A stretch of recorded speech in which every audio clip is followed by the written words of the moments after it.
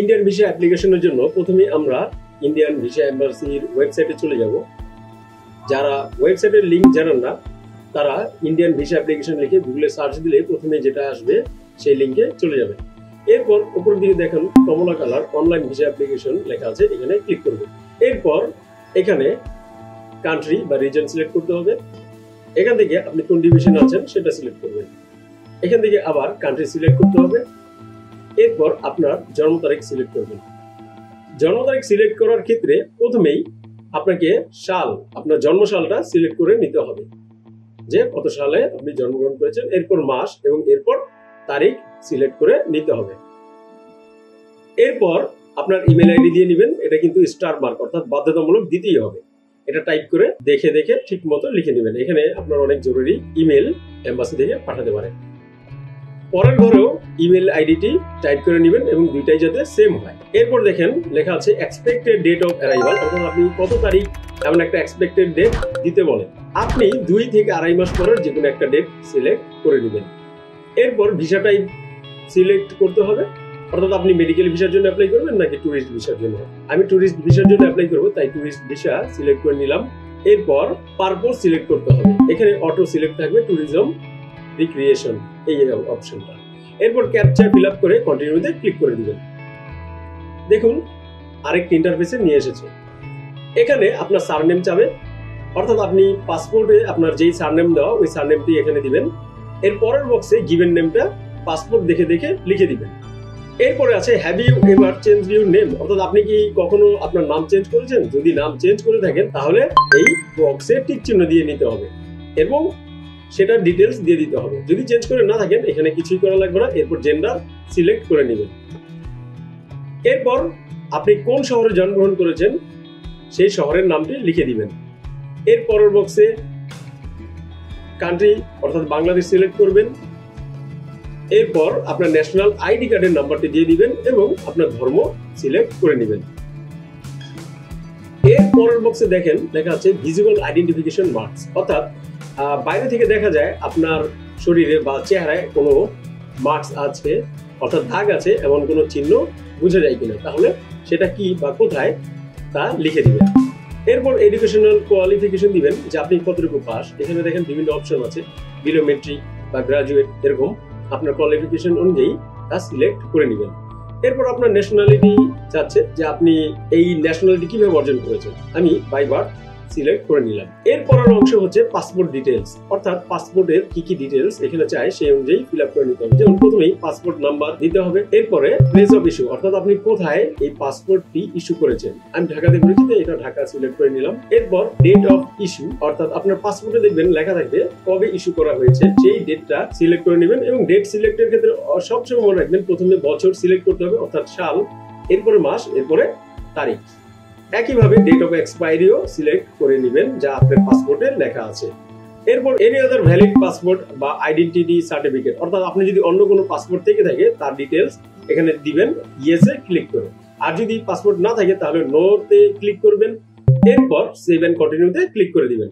পরের ইন্টারফেসে দেখেন আপনার প্রেজেন্ট অ্যাড্রেস দিবেন। এরপর পার্মানেন্ট অ্যাড্রেস যাবে, অর্থাৎ আপনি পার্মানেন্ট অ্যাড্রেস লিখে দিবেন প্রতি বক্সে। পার্মানেন্ট অ্যাড্রেস এবং প্রেজেন্ট অ্যাড্রেস যদি একই থাকে তাহলে টিক চিহ্ন দিতে হবে, আর যদি এক না হয়, আলাদা হয়, সেক্ষেত্রে আলাদা আলাদা লিখে নিতে হবে। এবং স্টার মার্ক দেওয়াগুলো কিন্তু সবগুলোই আপনাকে ফিল আপ করতে হবে, নাইলে কিন্তু পরের ইন্টারফেসে যেতে দিবে না। এরপর আপনার ফাদার্স ডিটেলস, অর্থাৎ আপনার আব্বার ডিটেলস যাবে, যে তার নাম, সে কোন দেশের, তার ধর্ম কি, বিস্তারিত আপনি দিয়ে ফিল আপ করবেন। একইভাবে মায়ের যে ইনফরমেশন গুলো চায় সেগুলো আপনার পাসপোর্ট অনুযায়ী ফিল আপ করে নেবেন। এরপর হচ্ছে গিয়ে ম্যারিটাল স্ট্যাটাস, অর্থাৎ আপনি যদি বিবাহিত হন তাহলে ম্যারিড সিলেক্ট করবেন এবং আপনার ওয়াইফের ডিটেলস দিবেন। আর যদি সিঙ্গেল হন তাহলে সিঙ্গেলে সিলেক্ট করবেন, আপনাকে আর কোনো কিছু লিখতে হবে না। এরপর অপশনটা লিখছে were your grandfather or grandmother Pakistani nationals or belongs to Pakistan held area, অর্থাৎ আপনার দাদা দাদি নানা নানি কেউ পাকিস্তানের এরিয়াতে পূর্বে ছিল কিনা। যদি থাকে তাহলে ইয়েসে ক্লিক করবেন, আর যদি না থাকে নো তে ক্লিক করবেন। এবং যদি ইয়েস হয় তাহলে তার ডিটেলস কিন্তু নিচের বক্সে দিতে হবে। এরপরে আরেকটি ইম্পর্টেন্ট বিষয়, আপনার প্রফেশনাল ডিটেলস, অর্থাৎ আপনার পেশাগত প্রমাণপত্র অনুযায়ী বা আপনার ব্যবসার ট্রেড লাইসেন্স অনুযায়ী এখানে কিন্তু সবকিছু সঠিকভাবে ফিল আপ করে নিতে হবে। এরপরের অপশনটা হচ্ছে আর were you in a military or semi military or police বা সিকিউরিটি অর্গানাইজেশন। আমি যেহেতু কোনো অর্গানাইজেশনের না, তাই এখানে নোতে সিলেক্ট করে নেব। আর যদি কোনো সিকিউরিটি বা পুলিশের লোক হয়ে থাকেন তাহলে আপনাকে কিন্তু ইয়েস এ ক্লিক করে এই সকল অপশনগুলো সিলেক্ট করতে হবে এবং সবশেষে সেভ এবং কন্টিনিউতে ক্লিক করতে হবে। সেভ এন্ড কন্টিনিউতে ক্লিক করার পর আমাদের নতুন আরেকটা ইন্টারফেসে নিয়ে এসেছে। এখানে প্রথমেই আছে ডিটেলস অফ ভিসা চাও, মানে আমি কোথায় কোথায় ঘুরতে চাই বা এই জাতীয় ইনফরমেশন চাচ্ছে। যেমন প্রথমেই বক্সে আছে যেমন places likely to be visited, আমি কোথায় কোথায় ঘুরতে চাই। আপনি যেখানে যাওয়ার ইচ্ছা পোষণ করছেন বা যেই কোড দিয়েছেন সেই কোড রিলেটেড জায়গার নাম এখানে দিয়ে দিবেন। এরপর ডিউরেশন অফ ভিসা, যেটা ইম্পর্টেন্ট, আপনি কত মাসের জন্য ভিসা চাচ্ছেন তা সিলেক্ট করে নেবেন। সাধারণত এখন 6 মাসের জন্য ভিসা দিচ্ছে, আমি 12 মাসের জন্য অ্যাপ্লাই করলাম, দেখা যাক কত মাসের জন্য দেয়। এরপর নাম্বার অফ এন্ট্রিজ, এটা আপনি যেহেতু 6 মাস বা 12 মাসের জন্য অ্যাপ্লাই করছেন, এটা মাল্টিপল দেওয়াটাই ভালো, কারণ একাধিকবার যাওয়া যায়, সিঙ্গেল দিবেন না, অবশ্যই মাল্টিপল দিবেন। এরপর এক্সপেক্টেড ডেট অফ জার্নি, এগুলো অটো সিলেক্ট করা থাকে। Port of arrival in India, এখানে আপনি পোর্ট সিলেক্ট করে নেবেন যে আপনি আসলে কোথায় যেতে চান। এটা আসলে আপনার ইচ্ছার উপর নির্ভর করে, আপনি কোন এলাকা ইন্ডিয়ার ঘুরতে চান এটা অনুযায়ী আপনি পোর্ট সিলেক্ট করে নেবেন। যেমন আমি চাচ্ছি মেঘালয় ঘুরতে, তাই যার জন্য এটা অ্যাপ্লাই করেছি সেও আমার সাথে যাবে, তাকেও আমি ওই পোর্টের জন্য অ্যাপ্লাই করতেছি, যেমন ডাউকি। এবং এক্সিট পোর্টও সেম দিব, ডাউকি পোর্ট দিব, ঠিক আছে। আপনি পরবর্তীতে চাইলে যদি চান যে ধরেন আপনি ইসে যাবেন, দার্জিলিং যাবেন, সিকিম যাবেন, তাহলে সেই জন্য কিন্তু পরবর্তীতে অন্য আরেকটি পোর্ট অ্যাড করার জন্য আলাদাভাবে অ্যাপ্লাই করতে হবে। অ্যাপ্লাইয়ের জন্য আরো 300 টাকা খরচ হবে। এটা পরবর্তীতে ভিসা পাওয়ার পর আপনি আবারও পোর্ট অ্যাডের জন্য অ্যাপ্লাই করতে পারবেন।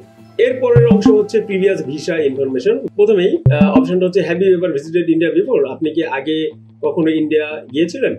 আমি যেহেতু গিয়েছিলাম তাই এখানে ইয়েস ক্লিক করে নিলাম। আর যদি আপনি আগে পরে না যেতে থাকেন তাহলে নোতে ক্লিক করে নেবেন। যেহেতু ইয়েস সিলেক্ট করেছি তাই অ্যাড্রেস দিয়ে দিতে হবে যে আমি আসলে কোথায় গিয়েছিলাম। আমি এইগুলো ফিল আপ করে নিলাম যে আগে কোথায় গিয়েছিলাম, কোন কোন শহর গিয়েছিলাম, এই জাতীয় সেই বক্সগুলো আমি ফিল আপ করে নিলাম।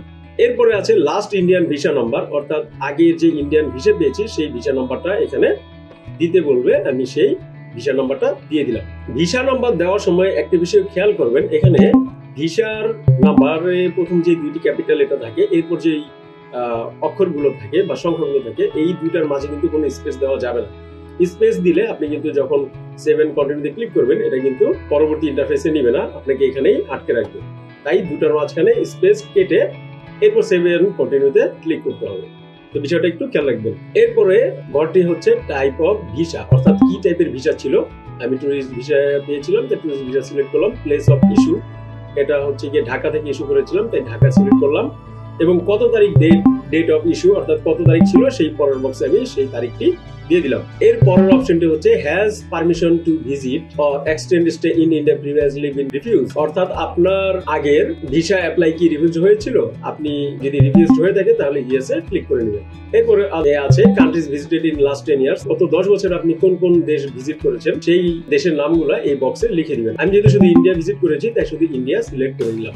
এরপরের অপশন সার কান্ট্রি ভিজিটেড ডিটেলস, যদি আপনি ইন্ডিয়া বাদেও আরো কান্ট্রি ঘুরে থাকেন তাহলে সেইগুলো ইয়েস দিয়ে সিলেক্ট করে নেবেন, অর্থাৎ লিখে দিবেন। আর যদি না ঘুরে থাকেন তাহলে নোতেই ক্লিক করে রাখবেন। এরপর হচ্ছে রেফারেন্স, অর্থাৎ এখানে রেফারেন্স বলতে কিন্তু আপনার যদি ওখানে পরিচিতি কেউ থাকে তার রেফারেন্স দিবেন, আর যদি না থাকে তাহলে আপনি যেখানে যেতে চান ওইখানের হোটেল, যে কোনো একটা হোটেলের নাম, ঠিকানা, বিস্তারিত ফোন নাম্বার রেফারেন্স হিসেবে দিতে পারেন। একইভাবে বাংলাদেশের রেফারেন্স হিসেবে আপনি আপনার বাবার বা বড় ভাই অথবা ক্লোজ আত্মীয় স্বজন কারো নাম বা নাম্বার এবং ঠিকানা দিতে পারেন। সবগুলি ঘর পূরণ করা হয়ে গেলে আপনি সেভ এন্ড কন্টিনিউতে ক্লিক করে দিবেন। পরবর্তী ইন্টারফেসে সবগুলোতেই আপনি নো সিলেক্ট করবেন কোনো চিন্তা ভাবনা ছাড়াই, এবং পরবর্তীতে নিচের ঘরে টিক চিহ্ন দিয়ে সেভ এন্ড কন্টিনিউতে ক্লিক করবেন। পরবর্তী ধাপে আপনাকে আপনার ছবি আপলোড করতে বলবে, অর্থাৎ আপনার যে 2 ইঞ্চি বাই 2 ইঞ্চি সাদা ব্যাকগ্রাউন্ড ওয়ালা ছবি আপনি তুলেছেন সেটাকে আপলোড দিতে বলবে। এবং আপলোড দেওয়ার পূর্বে ছবিটিকে অবশ্যই দেখেন এখানে লেখা আছে এটাকে অবশ্যই জেপিইজি ফরম্যাটে রাখতে হবে, এবং সর্বনিম্ন 10 কেবি থেকে 1 MB এটা সাইজ হবে, এবং এটার পিক্সেল হবে, হাইট এবং ওয়েট হবে 350 বাই 350। এর জন্য এই ছবিটিকে কিন্তু আপনাকে আগে থেকে রিসাইজ করে নিতে হবে। যদি রিসাইজ করতে না পারেন, এই রিসাইজ করার জন্য আমাদের আলাদা একটা ভিডিও আছে, এই ভিডিওটি ডেসক্রিপশনে দেওয়া আছে, আপনারা সেখান থেকে রিসাইজ করার পদ্ধতিটি জেনে নিতে পারেন। ছবিটি রিসাইজ করা হয়ে গেলে চুজ ফাইলে গিয়ে আপনি ছবিটি সিলেক্ট করবেন এবং আপলোড বাটনে ক্লিক করে দিবেন।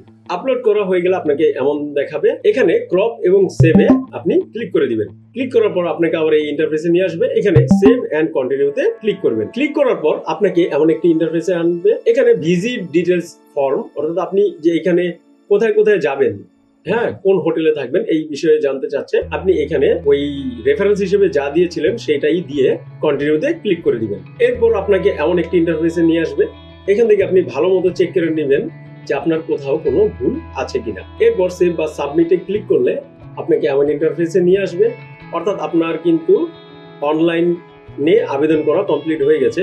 এখানে প্রিন্ট ফর্মে ক্লিক করে আপনার এই আবেদনের পিডিএফ ফাইলটি ডাউনলোড করে নেবেন। ডাউনলোড করে এটিকে প্রিন্ট করে আপনার কিন্তু এম্বাসিতে জমা দিতে হবে। জমা দেওয়ার পূর্বে আপনাকে কিন্তু পেমেন্ট করতে হবে।